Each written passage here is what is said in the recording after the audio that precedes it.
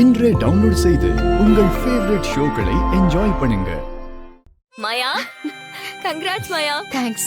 சீனு மாமா, வாழ்த்துக்கள். தேங்க்ஸ் தானா. என்ன கிளம்பிட்டீங்களா? சந்தோஷமா. சீக்கிரமா டான்ஸ் ஸ்கூல் ஒண்ணு ஆரம்பிக்கிறோம். அதுல பசங்க எல்லாரையும் சேர்க்கிறோம். டேய் சீனு, உன் கடைக்கு விளம்பரம் பண்ண மாதிரி டான்ஸ் ஸ்கூலுக்கும் நோட்டீஸ் அடிச்சு ஊர் முழுக்க ஒட்டிடலாம். அப்பதான் ஊர்ல இருக்கிற குழந்தைங்க எல்லாரையும் கொண்டு வந்து சேர்ப்பாங்க. அதுக்கு என்ன மாமா, தாராளமா பண்ணிடலாம். நல்ல நேரமா இருக்கு, போய் பணத்தை கொடுத்துட்டு வந்துருங்க. சரிங்க பாட்டி. சிதம்பரம் ஐயா தான் கூப்பிடுறாரு, எதுக்குன்னு தெரியும். ஐயா வணக்கம். அட்வான்ஸ் பணத்தை எடுத்துக்கிட்டு வீட்ல இருந்து கிளம்பிட்டோம். இன்னும் கொஞ்ச நேரத்துல அங்க வந்துடுறோம். இல்லம்மா, நான் பணத்துக்காக பண்ணல. இடம் எனக்கு தேவைப்படுதுமா. உங்களுக்கு இடம் கொடுக்கற எண்ணம் எனக்கு இல்லம்மா. அதனால நீங்க வேற ஒரு இடத்த பாத்துக்கங்க. என்ன சொல்றீங்க? நேத்து தானே அந்த இடத்த தரேன்னு சொன்னீங்க, இப்ப முடியாதுன்னு சொல்றீங்க. எதனால அப்படி சொல்றீங்க? அம்மா, நான் ரொம்ப கம்மியான வாடகைக்கும் அட்வான்ஸுக்கும் தரேன்னு சொல்லிட்டேன்.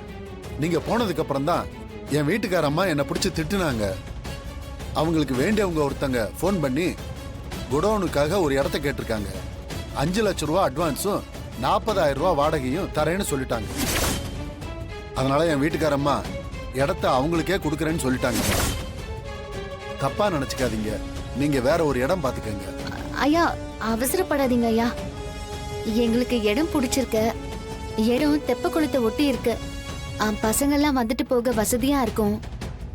வேணும்னா கூட ஒரு 5,000 ரூபாய் அதிகமா போட்டு 30,000 ரூபாய் வாடகை கொடுத்துடுறோம். அட்வான்ஸ் 3 லட்சமா வாங்கிக்கோங்க. அம்மா, இது சரி வராதுமா, நீங்க வேற இடம் பாத்துக்கங்க. நான் வச்சிடுறேன். ஐயா என்னாச்சு மாயா, என்ன சொன்னாரு?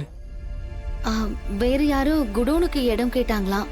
அதோட டபுள் மடங்கா நம்மளை விட அட்வான்ஸும் வாடகையும் கொடுக்கறேன்னு சொன்னாங்களாம். அதனால அவங்களுக்கு கொடுக்கறேன்னு ஒத்துக்கிட்டாராம். இப்போ நமக்கு அந்த இடம் இல்லைன்னு சொல்லிட்டாரு.